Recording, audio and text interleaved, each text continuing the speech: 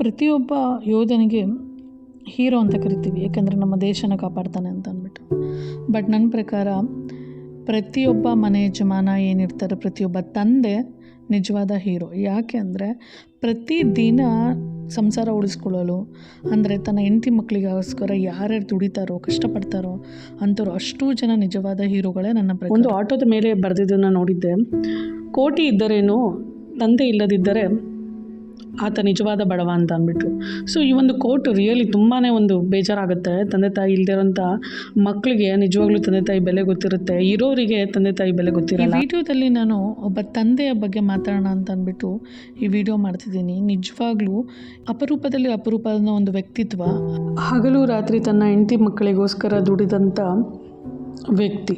So ನಾವು ಯಾರ್ಯಾರಿಗೂ hero ಅಂತೀವಿ, ನಿಜವಾಗ್ಲೂ ಸಂಸಾರಕ್ಕಾಗಿ ಹೆಂಡತಿ ಮಕ್ಕಳ ಸುಖ ಸಂತೋಷಕ್ಕಾಗಿ ದುಡಿತಾರಲ್ಲ, ಸೊ ಅಂಥವರು ನಿಜವಾದ ಹೀರೋಗಳು. ಅಂದರೆ ಪ್ರತಿಯೊಬ್ಬ ತಂದೆನೂ ನಿಜವಾದ ಹೀರೋ ಅಂತ ಹೇಳೋಕ್ಕೆ ನನಗೆ ಹೆಮ್ಮೆ ಆಗುತ್ತೆ. ಇಡೀ ಸಂಸಾರ ಜವಾಬ್ದಾರಿ ಹೊತ್ಕೊಂಡು ಸಮಾಜದ ಜೊತೆ ಹೋರಾಡ್ತಾ ಕಷ್ಟಪಟ್ಟು 10 ರೂಪಾಯಿ ಜೋಡಿಸಿ ಮನೆಗೆ ತಂದು ಕೊಡ್ತಾರೆ. ರಿಯಲಿ ಆ ಊಟ ತಿಂಡಿ ನಾವು ಮಲಗುವಂಥ ಜಾಗ ಪ್ರತಿಯೊಂದು ತಂದೆ ಕೊಟ್ಟಂಥ ಗಿಫ್ಟ್. ಸೊ ಆ ತಂದೆ ಕೊಡುವಂಥ ಒಂದು ಉಡುಗೊರೆ ಅಂತ ಹೇಳ್ಬೋದು. ಸೊ ಅದೇ ತಂದೆ ದುಡಿಲಿಲ್ಲ ಅಂತಂದರೆ ಕುರ್ತಕ್ಕೆ ಬಿದ್ದು ಏನಾದರೂ ಆದರೆ ಮನೆ ಸಂಸಾರ ಎಷ್ಟು ಕಷ್ಟ ಆಗ್ಬಿಡುತ್ತೆ ಗೊತ್ತಾ. ಅಂಥವರ ಪಾಡು ನಿಜವಾಗ್ಲೂ ನೋಡಲಿಕ್ಕಾಗಲ್ಲ, ಅಷ್ಟು ಕಷ್ಟ ಇರುತ್ತೆ. ಸೊ ಆದರೆ ಅದಕ್ಕೆ ಅಪ್ಪಂದ್ರಿಗೆ ಯಾಕೆ ಬೆಲೆ ಕೊಡಿ, ರೆಸ್ಪೆಕ್ಟ್ ಮಾಡಿ ಅಂತಂದರೆ ಪಾಪ ಅವರು ಮಕ್ಕಳ ಜೀವನಕ್ಕಾಗಿ ಜೀವನ ತೇದಿರ್ತಾರೆ ಅಂತ ಹೇಳ್ಬೋದು. ಸೊ ಇವತ್ತು ನಾನು ಎಲ್ಲ ಕಾಳುಗಳನ್ನು ಮಿಕ್ಸ್ ಮಾಡಿ ದೋಸೆ ಮಾಡಿದ್ದೆ. ಕಾಳುಗಳಿಂದ ಒಂದು ಮಿಶ್ರಣ ಮಾಡಿಬಿಟ್ಟು ನೆನೆಸಿಟ್ಬಿಟ್ಟು ರಾತ್ರಿ ಬೆಳಗ್ಗೆ ಅದು ರುಬ್ಬಿ ದೋಸೆ ಮಾಡಿದ್ದೆ. ಸೊ ಅದು ಒಂದು ಒಳ್ಳೆಯ ಒಂದು ಹೈ ಪ್ರೋಟೀನ್ ದೋಸೆ ಅಂತ ಹೇಳ್ಬೋದು. ಮಕ್ಕಳಿಗೂ ತುಂಬಾ ಒಳ್ಳೆಯದು ಆರೋಗ್ಯಕ್ಕೆ, ನಮಗೂ ಅಷ್ಟೇ. ಸೊ ಅದ್ರ ಜೊತೆ ಚಟ್ನಿ ಮಾಡಿಬಿಟ್ಟು ಊಟ ಮಾಡಿಸಿ ನನ್ನ ಮಗಂಗೆ ಸ್ಕೂಲಿಗೆ ರೆಡಿ ಮಾಡಿಸಿ ಕಳಿಸ್ದೆ. ಅದಾದಮೇಲೆ ನನಗೆ ಆ್ಯಕ್ಚುಲಿ ಒಂದು ಈವೆಂಟ್ ಇತ್ತು ಊರಲ್ಲಿ. ಸೊ ಅಲ್ಲಿ ಹೋಗಲಿಕ್ಕೆ ಒಂದು ಖುಷಿ, ಆದರೆ ನನ್ನ ಹಸ್ಬೆಂಡ್ಗೂ ಮತ್ತು ನನ್ನ ಮಗ ಇಬ್ಬರು ಬಂದಿರಲಿಲ್ಲ. ಅವ್ರಿಗೆ ಸ್ವಲ್ಪ ವರ್ಕ್ ಇರೋದ್ರಿಂದ ನಾನೇ ಹೋಗಬೇಕಾಯಿತು. ಸೊ ಮನೆಯಲ್ಲಿ ಪೂಜೆ ಮುಗಿಸ್ದೆ. ಆ್ಯಕ್ಚುಲಿ ಒಂದು ಹೋಟೆಲಲ್ಲಿ ಕಾಫಿ ಕುಡಿಯೋಣ ಅಂತ ಅಂದ್ಬಿಟ್ಟು ಮಾತಾಡಿಕೊಂಡು ನಾವು ತಿಂಡಿ ಮುಗಿಸ್ಕೊಂಡು ಹೋಟೆಲ್ಗೆ ಬಂದು ಕಾಫಿ ಕುಡಿದ್ವಿ. ಸೊ ಅಲ್ಲಿಂದ ಕಾಫಿ ಕುಡಿದಾದಮೇಲೆ ನಾನು ಒಂದು ಈವೆಂಟ್ಗೆ ಹೊರಟಿದ್ದೆ. ಸೊ ನನಗೆ ಅವರು ಬಸ್ ಸ್ಟ್ಯಾಂಡಿಗೆ ಡ್ರಾಪ್ ಮಾಡಿದ್ರು. ಸೊ ಬಸ್ ಸ್ಟ್ಯಾಂಡಿಗೆ ಡ್ರಾಪ್ ಮಾಡಿ ಆದಮೇಲೆ ಇನ್ನೇನು ಹೇಳಿ, ಸಿದ್ದರಾಮಯ್ಯಗೆ ಥ್ಯಾಂಕ್ಸ್ ಹೇಳಲೇಬೇಕು. ಸೊ ಬಸ್ ಚಾರ್ಜ್ ಅಂತೂ ನಮಗೆಲ್ಲರಿಗೂ ಫ್ರೀ. ಸೊ ಆಲ್ಮೋಸ್ಟ್ ಅದಕ್ಕೆ ಬಸ್ಸಲ್ಲಿ ಹೆಣ್ಮಕ್ಳೇ ಜಾಸ್ತಿ ಇರ್ತಾರೆ. ಸೊ ತುಂಬಾ ಖುಷಿ ಆಗುತ್ತೆ. ಸಮ್ಟೈಮ್ಸ್ ಇದು ಎಷ್ಟೊಂದು ಹೆಲ್ಪ್ ಆಗುತ್ತೆ ಅಲ್ವಾ.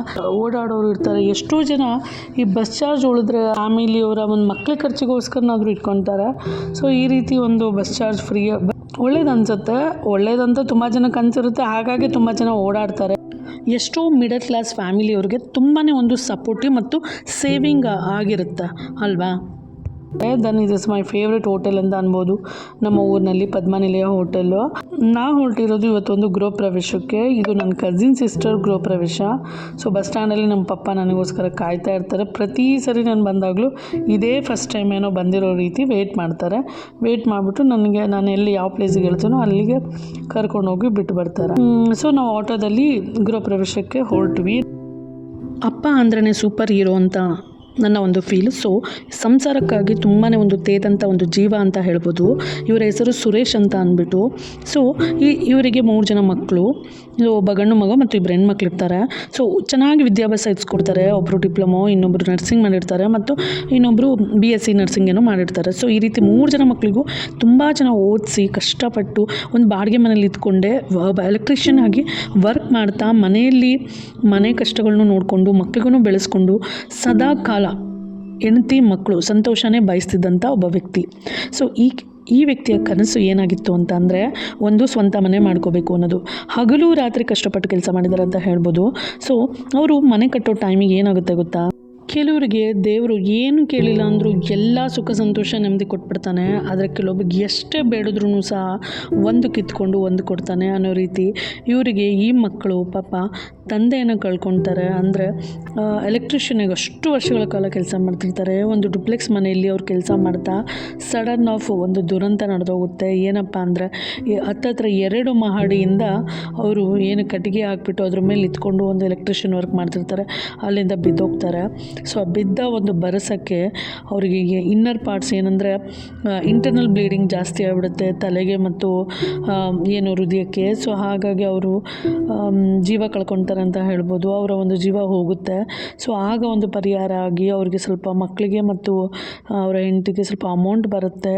ಆಲ್ರೆಡಿ ಅವರು ಒಂದು ಕನ್ಸ್ಟ್ರಕ್ಷನ್ ಮಾಡ್ತಾ ಇರ್ತಾರೆ, ಮನೆ ಅವರ ಒಂದು ಕನಸಿನ ಮನೆ ರೆಡಿ ಆಗ್ತಿರುತ್ತೆ, ಅರ್ಧಂಬರ್ಧ ಹಾಗೆ ನಿಂತೋಗಿರುತ್ತೆ. ಈ ಅಮೌಂಟ್ ಏನು ಬಂದಿರುತ್ತೆ ಅದರಲ್ಲಿ ಫುಲ್ ಮಾಡಿಕೊಂಡು ಅಂದರೆ ಅದನ್ನು ಯೂಸ್ ಮಾಡಿಕೊಂಡು ಪಾಪ ಈ ಮಕ್ಕಳು ಮತ್ತು ಆ ತಾಯಿ ಒಂದು ಗೂಡನ್ನು ಕಟ್ಕೊಂಡ್ರು. ಸೊ ಅದಕ್ಕೆ ಅವ್ರು ಇಟ್ಟಂಥ ಹೆಸರು ಡ್ಯಾಡ್ಸ್ ಡ್ರೀಮ್ ಅಂತ. ಸೊ ಆ ಹೆಸರು ಎಂಟ್ರೆನ್ಸಲ್ಲಿ ಆ ಹೆಸರು ನೋಡಿದ್ರೇ ಮನಸ್ಸು ನಿಜವಾಗ್ಲೂ ನೋವಿಂದ ತುಂಬೋಗುತ್ತೆ, ಅಷ್ಟೊಂದು ಫೀಲ್ ಆಗುತ್ತೆ. ಒಬ್ಬ ತಂದೆ ಎಷ್ಟೆಲ್ಲ ಕನಸು ಕಟ್ಟಿರ್ತಾನೆ. ಸೊ ಆದರೆ ಈ ಮೊದಲನೇ ಕನಸು ಮಕ್ಕಳಿಗೆ ಒಂದು ಗೂಡನ್ನು ಕಟ್ಟಬೇಕು ಅನ್ನೋದು.